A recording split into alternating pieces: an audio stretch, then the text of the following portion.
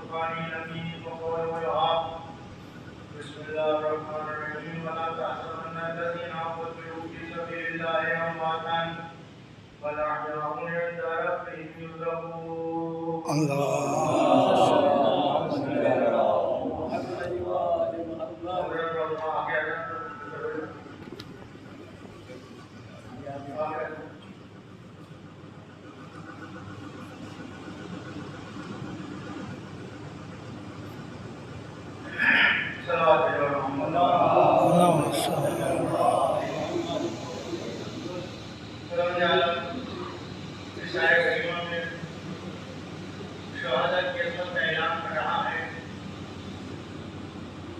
دیکھو جو لوگ اللہ کے نام میں قتل کر دیے گئے ان کو مردہ نہ سمجھنا بلکہ وہ زندہ ہیں اور اپنے رب کی بارگاہ سے رسوا رہے ہیں.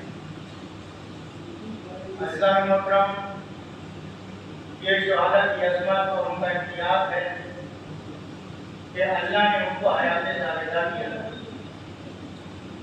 مرتے سب ہیں، سب کو موت آتی ہے، کوئی ایسا نہیں ہے کہ جو اس دنیا میں باقی رہتا ہے. لیکن جانے والوں کی دو نوعیتیں ہیں.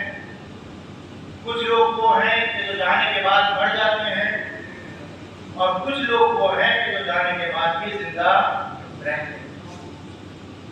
اب مرتے کون ہیں اور زندہ کون رہ جاتے ہیں؟ آپ دیکھیں کہ سینکڑوں واقعات آپ سنتے رہتے ہیں کہ فلاں انسان نے زمین جائیداد کے لیے جان قربان کر دی، کسی نے مال و دولت کے لیے جان قربان کر دی، کوئی حکومت اور اقتدار کے لیے جان قربان کر دیتا. سینکڑوں واقعات، سینکڑوں خبریں آپ اخبارات کے ذریعے پڑھتے رہتے ہیں کہ فلاں صاحب کو مرڈر ہو گیا، کیوں؟ کہا کہ زمین کی وجہ سے. فلاں کو قتل کر دیا گیا، کیوں؟ کہا کہ مال کی وجہ سے. تو سینکڑوں لوگ اس دنیا سے جاتے ہیں، کوئی مال کے خاطر، کوئی دولت کے خاطر، کوئی حکومت کے خاطر، کوئی اقتدار کے خاطر. اب ظاہر سی بات ہے کہ وہ انسان کے جس کے اوپر حملہ ہوتا ہے اس کا خون بھی بہتا ہے، وہ زخمی بھی ہوتا ہے، اس کو تکلیف بھی ہوتی ہے، اس کو اذیت بھی ہوتی ہے. اور وہ انسان کی جو میدان جہاد میں جنگ کرتا ہے اس کے بھی خون بہتا ہے، اس کو بھی اذیت ہوتی ہے، اس کو بھی تکلیف ہوتی ہے، وہ بھی دنیا سے چلا جاتا ہے.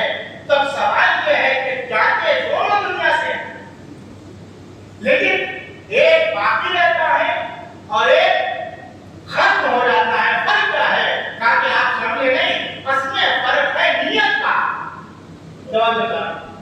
فرق ہے نیت کا کہ اگر جانے والا دنیا کی محبت میں جا رہا ہے تو اس کو ہلاکت کہتے ہیں، اور اگر اللہ کی محبت میں جا رہا ہے تو اس کو شہادت کہتے ہیں. سلام علیکم محمد ورنہ کوئی الگ چیز نہیں ہے. زیادہ وہ بھی ہے، تکلیفوں بھی برداشت کرتا ہے، مجاہد کی تکلیف برداشت کرتا ہے.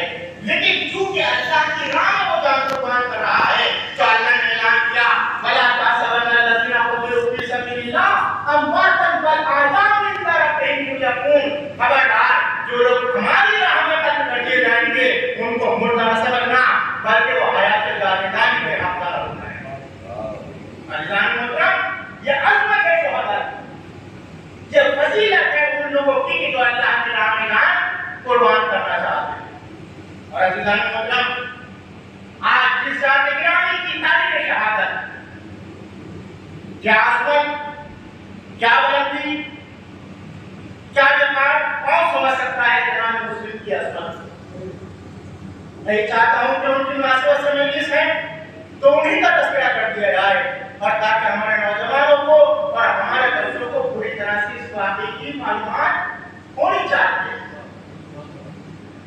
جناب مسلم قوم سفیر امام حسین علیہ السلام. سفیر کی کچھ خصوصیات ہوتی ہیں. سب سے بڑی عظمت جناب مسلم کی یہ ہے کہ امام حسین نے جس ذات کو سفارت کے لیے منتخب کیا اس ذات کا نام مسلم ابن عقیل ہے. توجہ، یہ ہمارا انتخاب نہیں ہے، عام انسان کا انتخاب نہیں ہے.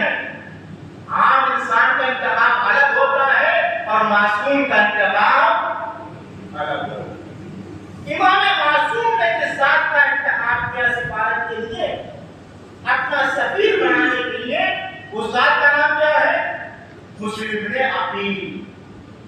क्यों? इसलिए कि सफीर हर इंसान को नहीं बनाया जाता। तो सफीर की कुछ खुसूसियात होती हैं, अगर वो खुसूसियात उसमें पाई जाती है तब तो उसको सफीर बनाकर भेजा जाता है। नंबर 1, सफीर की खुसूसियत यह है कि वो दयानतदार होना चाहिए। जो बात उसको कही जाए, जो पैगाम उसको दिया जाए, वो बयान में ही दूसरे तक पहुंचाए। उसमें कोई खयानत, उसमें कोई तब्दीली या उसमें कोई तहरीफ ना करे। दयानतदार सबसे बड़ी बात। अगर सफीर दयानतदार नहीं है तो फिर वो सिफारत का हक अदा नहीं कर सकता। एक चीज। दूसरी खुसूसियत सियासी बसीरत। उसके अंदर सियासी बसीरत होनी चाहिए ताकि वो सही फैसला कर सके और वो हुकूमत के हर इलाके और हर मैके से अच्छी तरह वाकिफ हो कि इस वक्त हमारी हुकूमत का क्या फैसला है, इस वक्त हमारी हुकूमत के लिए क्या बेहतर है, इस वक्त हमारे लिए क्या अच्छा है। ये सियासी बसीरत जो सफीर में होनी चाहिए।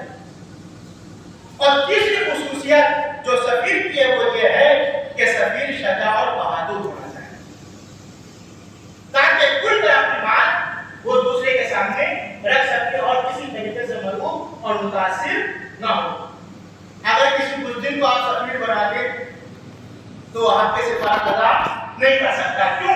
इसलिए तो हो सकता है कि मध्य मुकाबिल उसको मरूफ करे, डरा दे, धमका दे और अपने हक में फैसला, अपने हक में बात कहवा दे। तो ये खुसूसियत है सफीर की। दयानतदार, सियासी बसीरत रखने वाला और तीसरी खुसूसियत सजा और बहादुरी। जब ये तीन सिफतें पाई जाती हैं तब कहीं जाकर वो इंसान सिफारत का हकदार होगा। बस जाहिर सी बात है कि जब आम इंसान इन तमाम चीजों को देखता है तो जब इमाम हुसैन ने जिस जात का इंतखाब किया होगा तो क्या उन्होंने मुस्लिम की दयानतदारी को न देखा होगा? क्या इमाम ने मुस्लिम की शजाअत और बहादुरी को न देखा होगा? क्या इमाम ने मुस्लिम की बसारत को न हो देखा होगा? अल्लाह ने इन तमाम चीजों को इमाम मासूम ने देखा होगा, मासूम निगाह ने देखा होगा। बस जब मासूम निगाह मुतमईन हो गई तो मुस्लिम ने अपने को सफीर बनाया गया। सलाम पे मोहम्मद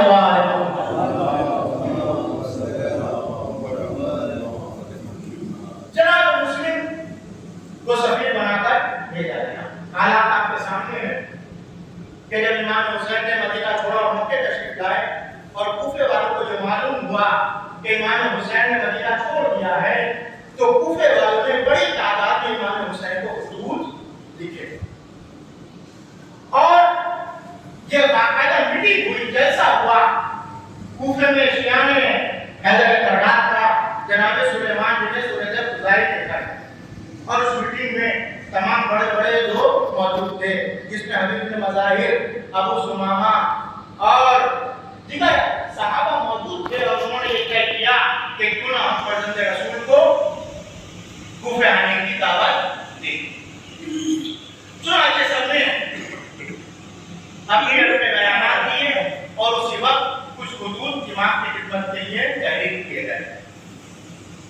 जब वो खुतूत लिखे गए और वो खुतूत इमाम की खिदमत में पहुंचे तो इतनी बड़ी तादाद में ये खत पहुंचे थे कि 2 संदूक इमाम के पास भर गए थे खुतूत से। अब आप देखिए मामूली तादाद नहीं खुतूत की, 2 संदूक भर गए सिर्फ काहे के लिए कि आप कूफे तशरीफ ले आइए, आप कूफे तशरीफ ले आइए।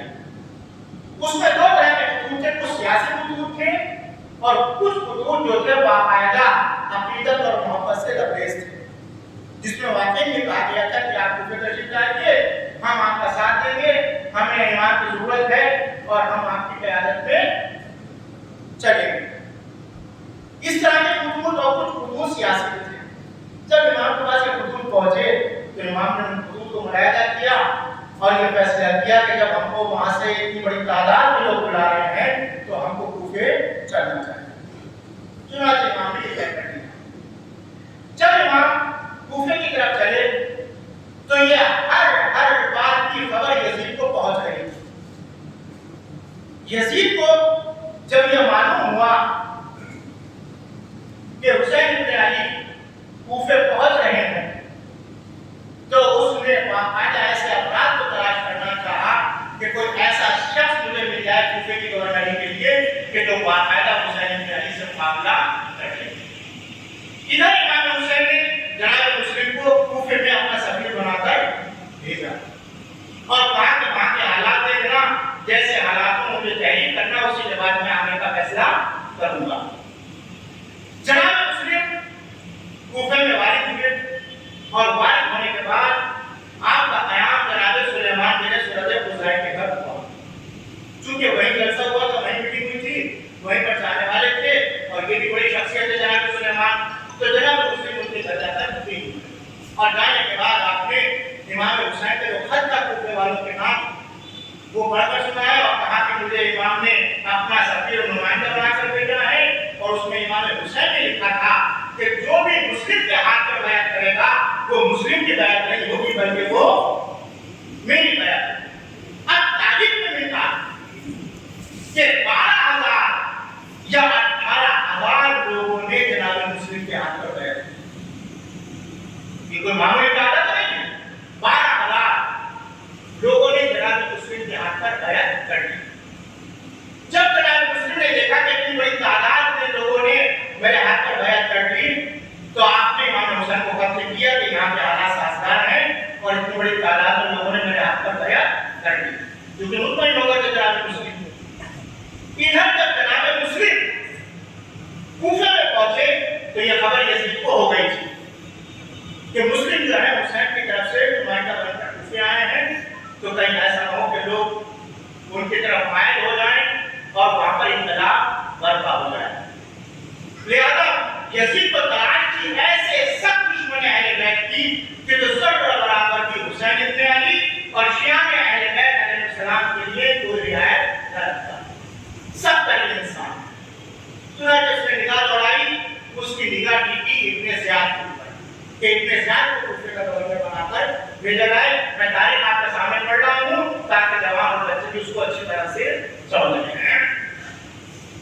इब्न ज़ियाद का बेटा दुश्मनी है अहले बैत के सरकरी से। इसका बाप भी कूफे में गवर्नर रह चुका था और कूफे वालों को इतना सताया, इतना मारा पीटा था कि वो लोग इस खानदान के नाम से भी कांपते थे। चुनांचे इधर जनाब मुस्लिम की बैत हो रही है, उधर से इब्न ज़ियाद गवर्नर बनाकर भेजा गया। जब इब्न ज़ियाद गवर्नर बनकर आया तो उसके तरीका यह अपनाया कि इस तरीके से मैं कूफे में दाखिल हूं कि लोग ये समझे कि हुसैन इब्न अली आ रहे। इधर कूफे वालों को यह मालूम था कि मुस्लिम ने अकेले इमाम हुसैन को कत्ल किया है कि आप कूफे तशरीफ ले आइए। कूफे का बच्चा मुंतज़िर था इमाम की आमद का, सब मुंतज़िर थे कि कब फर्जंद रसूल हमारे शहर में तशरीफ लाएंगे। सबके निगाहें रास्ते पर कि कौन सा वक्त होगा कि जब हुसैन इब्न अली फर्जंद रसूल हमारे यहाँ तशरीफ लाएंगे। चुनांचे इन्होंने देखा कि काफिला कूफे में वारिद हो रहा है और बहुत ही जाओ हशर के साथ उनके साथ घोड़े पर बैठा हुआ और पीछे घोड़े पूरा लश्कर पूरे लश्कर के साथ जब ये वारिद हुआ तो लोग ये समझे कि हुसैन इब्न अली तशरीफ ला रहे हैं। सारे कूफे वाले कूफे के बाहर जाकर इस्तकबाल के लिए जमा हो गए। एक मजमा इस्तकबाल करके घोड़े पर बैठा हुआ था, सब लोग पूरा लश्कर इसके साथ साथ। इसने तरीका यह अपनाया कि इसने अपने चेहरे पर कपड़ा डाल दिया, काला कपड़ा, और इस तरीके से इसने मुंह को ढाक दिया। आंखें खुली हुई थी, पूरा चेहरा छुपा हुआ था, बस इसको दिखाई दे रहा था कि कौन कौन लोग हैं जो इस बात के लिए यहाँ आए। जब इस लाहौर लश्कर के साथ ये वारिद हुआ तो सब समझे कि इमाम हुसैन आ रहे हैं। जब ये देखा कि इन्होंने सबने नारे लगाने शुरू किए, लब्बैक या रसूलल्लाह, मरहबा या रसूलल्लाह, मरहबा या रसूलल्लाह, बुलंद आवाज से नारे लग रहे थे, जोश खरोश। अब इब्न ज़ियाद जो था वो देख रहा कि ये कौन कौन लोग हैं, कौन कौन आगे आगे हैं, कौन कौन नारे लगा रहे हैं। سب جو ہے کون ہے؟ یہ سب شیعہ ہیں اور یہ اہل بیت کے ماننے والے. کسی کو کچھ نہیں پتا کہ کیا ہے، سب یہ سمجھ رہے اسے لکھ دیا. یہ کوفہ میں داخل ہو گیا، شہر کے اندر پہنچا، سب لوگ یہی سمجھ رہے تھے. لیکن جب یہ دارالامانہ کے قریب پہنچا جو گورنر ہاؤس تھا، اس کے بعد جب یہ پہنچا تو ایک مرتبہ اس نے اپنے ساتھی سے کہا کہ ذرا اعلان کر دو کون آیا. بس جیسے اس نے یہ کہا مرتبہ اس نے آواز میں کوفے والوں، یہ حسین ابن علی نہیں بلکہ ابن زیاد کوفے کے گورنر بن کر آئے. بس اس آواز کا سننا سب حیران، سب ہکے بکے رہتے ہیں. یہ کیا ہوا؟ یہ کون ہے؟ ہم تو یہ سمجھ رہے تھے کہ حسین ابن علی آ رہے ہیں، یہ ابن زیاد گورنر بن کر آ رہے ہیں. سب پریشان. اب مجمع جو تھا جو سیاست چل رہا تھا وہ سب قاضی کی طرح پڑھنا شروع ہو گیا. سب مجمع چلا ہے. اب ہر انسان خوفزدہ، ہر انسان پریشان کہ اللہ کیا ہوگا. اس کے بعد کے ظلم ہم برداشت کر چکے ہیں، اب اس کا بیٹا گورنر بن کر آیا ہے، اب ہمارا کیا؟ چنانچہ یہ دارالامانہ میں گیا گورنر ہاؤس، مجمع چلا گیا.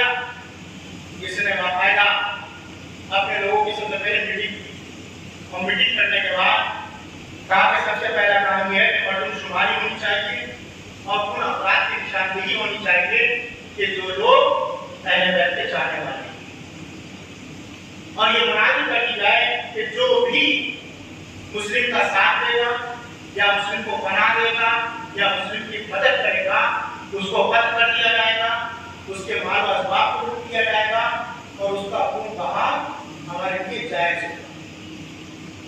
ادھر یہ مناظر کی گئی اور ادھر باقاعدہ اس کے تیار معصومی کی کس پہلے میں کتنے شیعہ رہتے ہیں، کہاں رہتے جانے والے.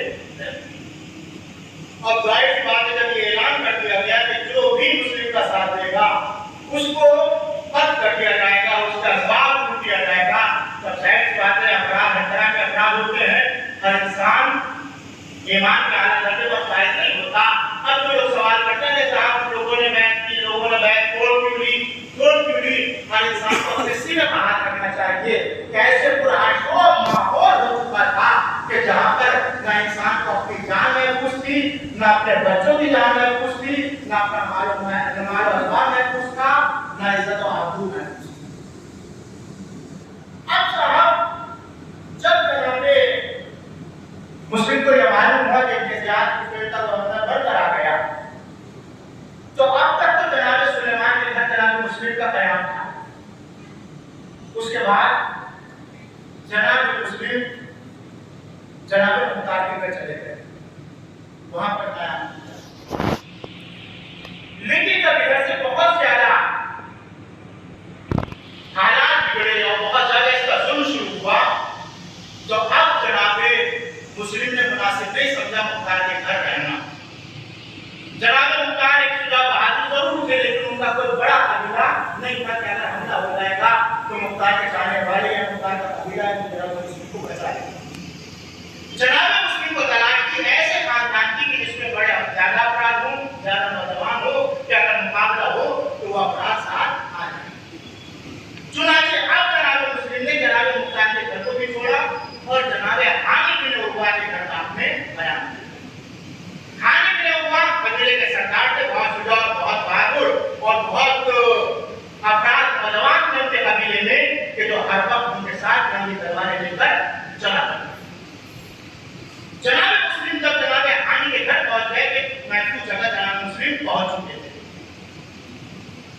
ادھر ابن زیاد کی تلاش کی کہ کہیں سے یہ خبر ملے کہ مسلم کہاں ٹھہرے ہوئے ہیں. آپ دیکھیں کہ پکے چاہنے والے پہلے بیٹھ کے کہ کسی طرح کی یہ خبر لیک نہ ہونے پائی کہ مسلم کہاں ٹھہرے ہوئے ہیں.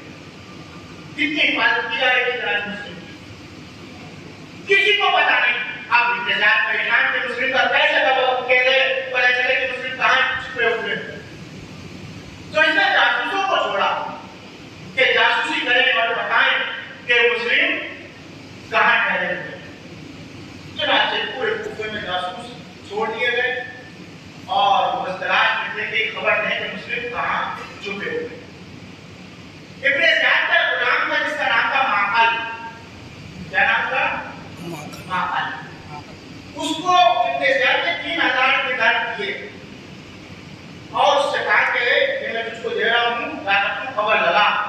मुस्लिम कहाँ छुपे हुए, बहुत तवज्जो जाहिर है। ये इधर उधर घूमता रहा, लोगों से मालूम करता आ रहा, लेकिन चूंकि बहुत ज्यादा सपोर्ट थी जनाब मुस्लिम की और कोई खबर लीक नहीं हो पा रही थी, तो किसी को नहीं पता चल पा रहा था कि मुस्लिम कहाँ। ये बहुत बड़ी बात है। कोई बहुत बड़ा शहर नहीं था कूफा, छोटा सा शहर था, लेकिन उसके बावजूद भी इन जानसारानी अहले बैत ने इतनी तहफ्फुज़ के साथ मुस्लिम का कि कुछ पता नहीं चल पा रहा। अब साहब ये जासूस मारकर इधर उधर घूमता फिरता। एक दिन ये मस्जिद कूफा आया, तो कूफे की मस्जिद में आकर के ये सुकून से टेक लगाकर बैठ गए। जितने भी नमाजी मस्जिद में आ रहे थे ये सबको देखता था, लोग नमाज पढ़ रहे हैं, जा रहे हैं, आ रहे हैं, आ रहे हैं, आ रहे हैं, सबको ये गौर से इत्तेफाक की बात ये हुई कि एक मर्तबा मुस्लिम भी औसजा नमाज पढ़ने के लिए मस्जिद में आए। वो आए, नमाज मजबूर रहे, काफी देर तक वो नमाज पढ़ते रहे, बहुत देर। उसने सबको देखा, लेकिन उसकी निगाह मुस्लिम पे औसजा पर ठहर मामला। वो देख रहा है बार-बार नमाज पढ़ रहा है, नमाज पढ़ रहा है, बहुत देर। जब बहुत देर हो गई कि आगे बढ़ा और आगे बढ़ने के बाद आगे कोई घोड़ा कहा कि मैं आपसे कुछ बात कर रहा था। तो बताओ क्या बात है? क्या क्या आप अहले बैत के शिया हो? उस जमाने में इस कोई भी ये कहने के लिए तैयार नहीं था कि मैं अहले बैत का चाहता हूं। इतना खतरनाक पूरा जो माहौल, कोई किसी को ये बताने के लिए तैयार नहीं था कि मेरा अकीदा क्या है, मैं किसको मानता हूं। मगर डायरेक्ट उसे सवाल कर दिया कि तुम जो हो अहले बैत के चाहने वाले हो, शिया हो। अब मुस्लिम ने सोचा फौरन कैसे जवाब दे, कहा क्यों, क्या बात है, तुमने कैसे पहचाना कि मैं शिया हूं, क्या बात है? कहा कि मैं आपकी कसरत इबादत से समझा कि आप अहले बैत के शिया हो। तो मैं आपकी कसरत इबादत से समझा हूं कि आप शिया हो, अहले बैत के चाहने वाले। आप इस मंजिल पर मुस्लिम नमाज से जा गए थे कि वो इनकार नहीं कर सकते थे। कहा हाँ मैं शिया हूं, बताओ। और जैसे ही उन्होंने इकरार किया कि मैं शिया हूं, अहले बैत का चाहने वाला हूं, फौरन पलट से फौरन सवाल किया कि मैंने सुना है कि अहले बैत के खानदान की फर्द कूफे में आई हुई और बताया कूफे में है। अब मुस्लिम नौसजा खामोश तरद्दुद में, ये क्या जवाब है? इनकार कर नहीं सकते। कहा क्या बात है? का बात कुछ नहीं, मैं भी शिया हूं, मैं भी अहले बैत का चाहने वाला हूं, मैं भी अहले बैत का मानने वाला हूं। अब यहां से सियासत उसने खेलना शुरू की। मैं ये चाहता हूं, मेरे पास कुछ पैसे हैं, मैं ये चाहता हूं कि उनकी खिदमत में पहुंचाऊं, बाहर से आए हुए हैं, परदेसी हैं, हो सकता है उनको पैसे की जरूरत हो, तो ये चाहता हूं कि पैसा उन तक पहुंचा दूं। मैं भी अहले बैत का मानने वाला हूं। जब उसने ये कहा कि मैं अहले बैत का मानने वाला हूं, अहले बैत का चाहने वाला हूं, तो मुस्लिम बिन औसजा उसकी बातों में आ गए। कहा हाँ मुस्लिम कूफे में आए। कहा आप ही बताएंगे कहाँ ठहरे हुए हैं? बस ये सुनना था। एक मर्तबा जनाब मुस्लिम बिन औसजा ने कहा कि हाँ मैं बता दूंगा। कहा कहाँ ठहरे हुए हैं? कहा हाँ ये नहीं हुआ बेटा, आप भी मुलाकात करा सकते हैं ताकि मैं कुछ मदद कर सकूं। कहा कल सुबह आ जाना तो मुलाकात करा। अब यहाँ से तो हालात बदले कि जिसका तसव्वुर भी नहीं किया जा सकता था। सुबह हुई और पहुंचा कि चलिए मेरी मुलाकात कराइए। मुस्लिम बिन औसजा उसको लेकर जनाब जहानी के घर पहुंच गए। जनाब मुस्लिम से मुलाकात की, कराई कि ये अहले बैत का चाहने वाला है, अहले बैत का मानने वाला है और ये आपसे मुलाकात करना चाहता है। उसने कहा कि मैं अहले बैत का मानने वाला हूँ, यहाँ दिया है, मैं चाहता हूँ कि आपकी कुछ मदद करो। जनाब मुस्लिम ने उसको कबूल किया। अब इस اس کا طریقہ کار یہ تھا کہ سارا دن یہ جناب مسلم کے پاس رہتا تھا، سب کو دیکھتا رہتا تھا، کون آیا، اس نے کیا کہا، کیا میٹنگ ہوئی، کیا گفتگو ہوئی، کون کا منصوبہ بنایا ہوئے، ساری پلاننگ یہ سنتا اور دیکھتا رہتا تھا۔ اور شام کو جا کر ابن زیاد کے گھر خبر دے دیتا تھا کہ آج فلاں صاحب آئے تھے، انہوں نے یہ کہا، فلاں نے ملاقات کی، فلاں منصوبہ بنائی، ساری پلاننگ تو وہاں تک پہنچائی جاتی تھی۔ ابن زیاد اور جناب ہانی سے دوستی تھی پرانی۔ ابن زیاد کو یہ سن کر بہت غصہ آیا کہ ہانی تو میرے دوست اور دوسرے مسلم کو اپنے گھر میں پناہ دیے ہوئے ہیں اور مجھے اطلاع بھی نہیں، یہ کیا بات ہے؟ اور کئی دن ہو گیا ہانی اس سے ملاقات کے لیے بھی نہیں آئے، جبکہ ملاقات کے لیے آتے تھے۔ اس کو یہ بات غصہ۔ ایک دن ابن زیاد نے جناب ہانی کو ملاقات کے لیے بلوایا۔ جناب ہانی نے اسے کیا، سمجھتے تھے کہ جاؤں گا کچھ نہ کچھ بات کھل جائے گی۔ ہانی کو کچھ نہیں معلوم تھا کہ کیا ہو رہا ہے۔ اس نے پھر بلوایا کہ ہانی سے تو اپنی ملاقات کرنا چاہتا ہوں۔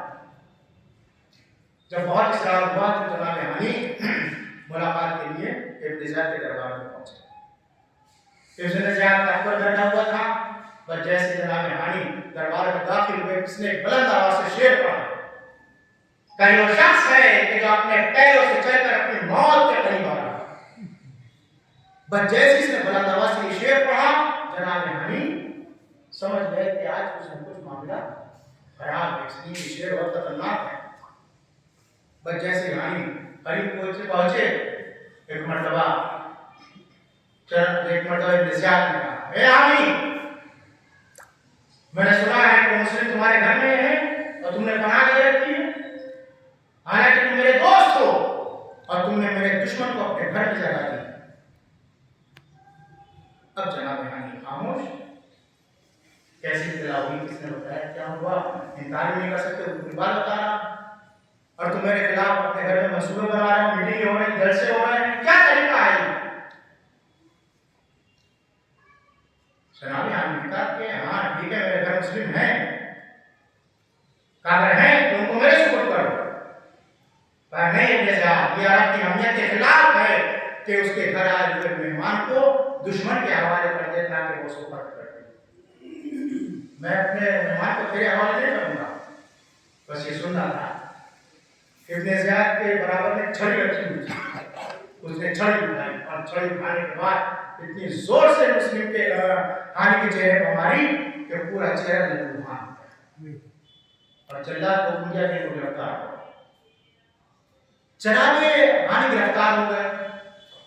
جب گرفتار ہو گئے پورا دن وہاں گزر گیا کہ کوفے میں خبر پھیلی کہ ہانی کو قتل کر دیا گیا، ہانی کو گرفتار کر دیا۔ جب یہ خبر عام ہوئی تو جو ہانی کے چاہنے والے اور ہانی کا قبیلہ تھا وہ ابن زیاد کے دربار کے سامنے آ کر جمع ہو گیا۔ اب ظاہر سی بات ہے کافی نوجوان تھے ان کے ساتھ۔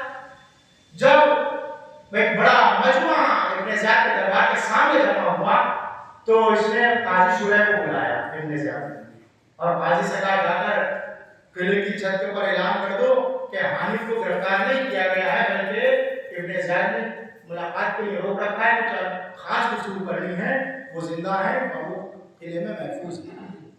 چنانچہ ابن زیاد کا جب یہ انہوں نے حکم سنا تو قاضی شعیب جو تھا وہ چھت کے اوپر چڑھا، اس نے اعلان کیا کہ لوگوں گھبرانے کی ضرورت نہیں ہے، ہانی محفوظ ہے، بلکہ ابن زیاد نے ان کو کچھ گفتگو کے لیے روک رکھا۔ وہ مجمع چڑھ گیا اور چلا گیا۔ بس عزیزان محترم، اب جب ہانی گرفتار ہو گئے تو اب جناب مسلم کے سامنے بڑا مسئلہ آ گیا، اس لیے کہ جو سپر تھا جس کے آپ محفوظ سے جناب مسلم اب وہی گرفتار ہو چکا ہے۔ جناب مسلم جب کوفے میں یہ خبر پہنچی کہ ہانی کو گرفتار کر لیا گیا اور یہ بھی خبر تھی کہ ان کو قتل کر دیا گیا تو تمام چاہنے والے سب لوگ پریشان ہو گئے کہ جب ابن زیاد نے ہانی جیسے شجاع اور بہادر کو نہیں بخشا تو یہ ہم کو کیا چھوڑے۔ چنانچہ وہ لوگ کہ جنہوں نے بیعت کی کہ جناب مسلم کی، وہ جناب مسلم سے دور ہونا شروع ہو گیا۔ اب حالات یہ سے بدل گئے۔ جناب مسلم نے جب نماز شروع کی تھی تو مسجد نمازیوں سے چلک رہی تھی، لیکن اب جب نماز ختم کی ہے تو پھر مڑ کر جب دیکھا ہے تو صرف چند لوگ رہ گئے تھے پھر نماز پڑھ رہے تھے۔ اتنی تیزی سے حالات بدلے پھوکے تھے کہ یا تو امام جناب مسلم کی نصرت کا وعدہ کر رہے تھے یا پھر جناب مسلم کو تنہا ہے اور تنہا چھوڑ دیا۔ بس عزیزو، نماز ختم ہوئی، اب جناب مسلم ہے کہ کہاں جائیں، کس کے یہاں جائیں؟ جو پناہ گاہ تھی جہاں پر ٹکے ہوئے تھے وہاں جا نہیں سکتے تھے، اور جو چند لوگ تھے وہ بھی ادھر ادھر ہو گئے۔ اب جناب مسلم کسی کے گھر جا نہیں سکتے، پردیس ہے، نئی جگہ ہے، پردیسی کے لیے سب سے بڑا مسئلہ قیام کا ہوتا ہے۔ جناب مسلم کبھی ادھر جاتے ہیں، کبھی ادھر جاتے ہیں، کبھی اس گلی میں، کبھی اس کوچے میں، نہ کوئی راستہ بتانے والا ہے، نہ کوئی پناہ دینے والا ہے۔ روایت ملتا ہے کہ جناب مسلم پریشان تھے یہاں تک کہ دروازے پر جا کر بیٹھ گئے۔ پیاس کی شدت کا غلبہ، دروازے پر بیٹھے، یا ایک دروازہ کھلا، ایک بیوی دروازے پر آئی اور آنے کے بعد کہا شیخ تو یہاں کیوں بیٹھا ہوا ہے؟ کبھی مجھے پانی پلا سکتی ہو؟ تو گھر کے اندر گئی، ایک کرسی میں پانی لا کر جناب مسلم کو دیا۔ جناب مسلم نے وہ پانی پیا، اور اس کے بعد بھی وہاں بیٹھے رہے۔ تھوڑی دیر بعد پھر وہ آئی، پھر اس نے دیکھا کہ وہ شخص وہیں بیٹھا ہوا ہے۔ کہا شیخ تو گیا نہیں، حالات پورا شوق ہے، تو اپنے گھر کیوں نہیں جا رہا ہے؟ تیرے بچے تیرے گھر پر انتظار کر رہے ہیں، تو یہاں سے کیوں نہیں گیا؟ بس یہ سن رہتا ہے مرتبہ مسلم غریب کی آنکھوں میں آنسو آ گئے۔ اب کہا ہے کہ بھی جس کا کوئی گھر ہی نہ ہو وہ کہاں جائے؟ بس یہ سن رہتا ہے کہ مرتبہ تو سمجھ گئے کہ پردیسی معلوم ہوتا۔ کہا ہے تو پردیسی ہے؟ کہ ہاں میں باہر کا رہنے والا ہوں۔ کہاں کا رہنے والے ہو؟ کہا کہ میں مدینہ کا رہنے والا ہوں۔ بس جیسے مدینہ کا نام سنا کہ مرتبہ کہا کہ مدینہ میں کس محل سے تمہارا تعلق؟ کہا میں بڑے ہاشم کا رہنے والا ہوں۔ کہا کس خاندان سے تعلق ہے؟ کس قبیلے سے واسطہ ہے؟ بس یہ سننا تھا کہ مرتبہ جناب مسلم نے کہا کہ میں مسلم کے عقیل ہوں، عقیل کا لاڈلا ہوں۔ بس یہ سننا تھا کہ مرتبہ وہ اہل بیت کی چاہنے والی تھی، قدموں پر گر گئی، ہاتھوں کو جوڑا کہ میرے مولا مجھے معاف کر دیجیے، میں آپ کو پہچانتی نہیں تھی۔ اے ہمارے کنیز کا گھر ہے، آپ گھر میں تشریف لائیے، میں آپ کو جانتی نہیں تھی۔ بس جناب مسلم کو بہت ہی احترام کے ساتھ گھر کے اندر لے کر گئی، حجرے میں بٹھایا۔ جناب مسلم اس گھر حجرے میں مقیم ہو گئے۔ سارا وقت جناب مسلم نے عبادت اور ذکر الہی میں گزارا، کوئی رات جاگ کر اللہ کی عبادت۔ بس عزیزو ادھر مکڑی ہوئی تو آپ کا بیٹا چونکہ اعلان ہو چکا تھا انعام کا کہ جو بھی مسلم کی خبر آ کر دے گا اس کو انعام دیا جائے گا۔ چنانچہ اس کے بیٹے نے مکڑی کی۔ بس جناب مسلم تو آ کے گھر میں مصلی عبادت پر نماز میں مصروف، صبح کا وقت ہے کہ دعا کے گھر کا محاصرہ کر لیا گیا۔ بڑا لشکر دعا کے گھر کو گھیرے ہوئے، ابھی جناب مسلم مصلی عبادت سے اٹھے بھی نہیں تھے کہ دعا کے گھر کا محاصرہ کر لیا گیا۔ گھوڑوں کے ٹاپوں کی آواز آ رہی ہے، اسلحے کے جھنکار کی آواز آ رہی ہے۔ اور جیسے جناب مسلم نے گھوڑوں کی ٹاپوں کی آواز سنی، نہاٹ کی آواز سنی، ایک مرتبہ جناب مسلم مصلی عبادت سے اٹھے، انا للہ و انا الیہ راجعون، اور اٹھنے کے بعد زرہ پہنی، تلوار کو حمایت کیا۔ تو آگے دیکھا کہ مسلم زرہ پہن رہے ہیں، تلوار کو حمایت کر رہے ہیں، ہاتھوں کو جوڑا۔ مولا کہاں کا ارادہ ہے کہ آپ تلوار حمایت کیوں کر رہے ہیں، یہ زرہ کیوں پہن رہے ہیں؟ تو آپ کو دیکھنے کے لیے ہے کہ یہ گھر کا محاصرہ کر لیا گیا۔ کہ مولا دشمن ہے، آپ کہاں جانا چاہتے ہیں؟ کہا تجھے معلوم نہیں ہے کہ یہ لشکر تیرے لیے نہیں آیا ہے، بلکہ یہ لشکر میرے لیے آیا ہے، کہ مجھے گرفتار کرنے کے لیے آیا ہے۔ بس عزیزو تو آپ قدموں پر گر گئی، مولا میں آپ کو باہر نہیں جانے دوں گی، مولا ہزاروں کا لشکر ہے، ہزاروں دشمن ہے، میں آپ کو تنہا جانے نہ دوں گی۔ لیکن جناب مسلم نے کہا اے تو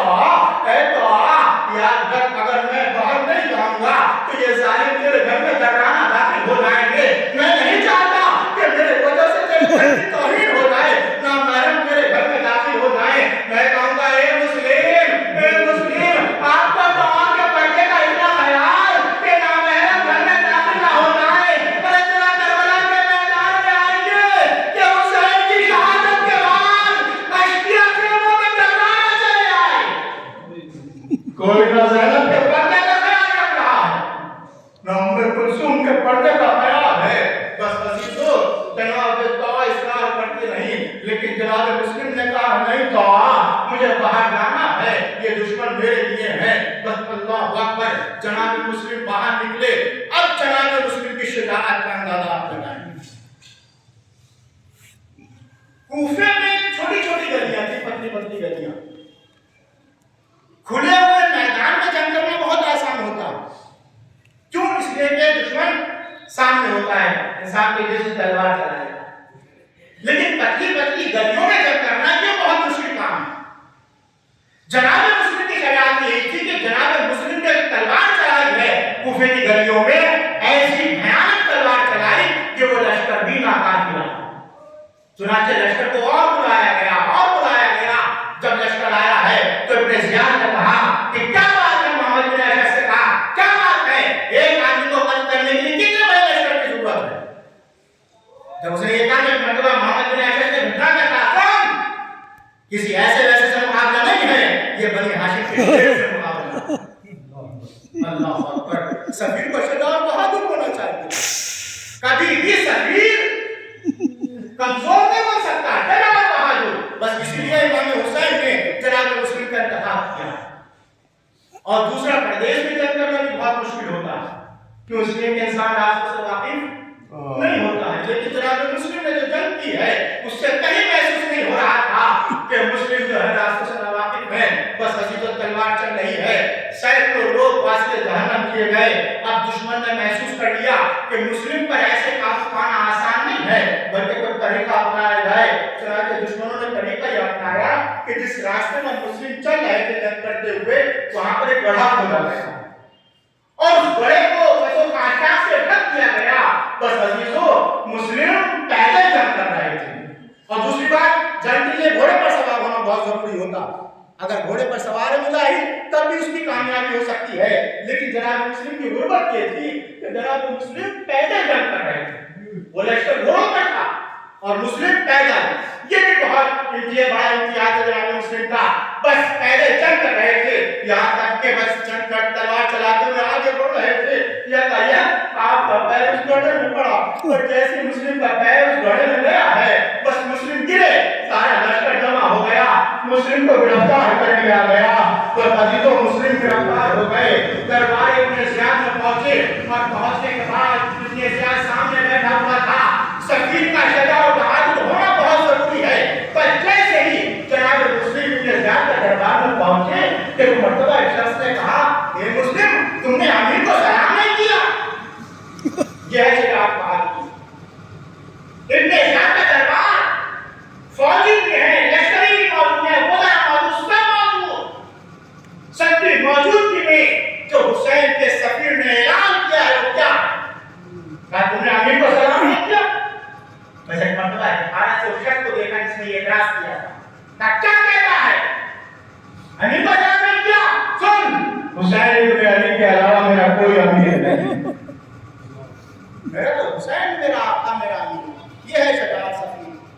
बस अजीजों, एक मर्तबा इब्ने ज़ियाद कहता है, ए मुस्लिम, तुम सलाम करो या ना करो, तुमको कत्ल कर दिया जाएगा। मुस्लिम ने कहा, मुझे कोई खौफ नहीं कत्ल होने का। जल्लाद को बुलाया गया, आप कोई वसीयत हो तो कर लो। कहा कि हमें चंद वसीयत है। बस हजारों मर्तबा हुसैन का सफीर गरीब मुस्लिम कहता कि जब मैं आया था मेरे साथ तो छोटे छोटे बच्चे, मेरे बच्चे कूफे में गुम हो गए। मेरे बच्चों को तलाश करके मदीने पहुंचा दिया। दूसरी वसीयत ये है कि मैं कूफे में आकर मकबूल हो गया हूँ, मेरे जरा और तलवार को फरोख्त करके मेरा कर्जा अदा कर दिया जाए। और तीसरी वसीयत ये है कि मैंने अपने आका हुसैन को खत लिखा कि आप कूफे तशरीफ ले आइए, मेरी तरफ से इनको ये पैगाम पहुंचा दिया जाए कि मौला आप कूफे ना आइएगा, इसलिए कि जिन्होंने मेरी हिदायत की है उन्होंने दवा की, उन्होंने मेरा साथ छोड़ दिया। मेरे मौला आप कूफे ना आइएगा। बस अजीजों, वसीयत का अमल वही करता है, वसीयत पूरी वही करता है कि जिसको मोहब्बत होती है। लेकिन दुश्मन कहाँ है वसीयत पर अमल करने वाले? बस अजीजों, جناب مسلم کو کوٹنے پر لے جاتا ہے. اللہ اکبر. شوق عبادت سلام تلوار لیے ہوئے ہیں. جناب مسلم کوٹے کے اوپر گئے اور جانے کے بعد جب دیکھا کہ جلاد تلوار چلانا چاہتا ہے, ایک مرتبہ جناب مسلم نے کہا بھائی بس اتنی مہلت دے دے کہ میں 2 رکعت نماز ادا کروں. اللہ شوق عبادت پر 2 رکعت نماز کی اجازت دے دے. بس عزیزو اس جلاد نے اجازت دی. جناب مسلم نے نماز ادا کی. بس نماز تمام ہوئی, ادھر جلاد کی تلوار چلی, چلو تب میں جدائی ہوئی. اللہ اکبر. کتنا ظلم ہوا ہے جناب مسلم کے ساتھ. شریعت کا حکم یہ ہے کہ کسی میت کی توہین نہیں کرنی چاہیے.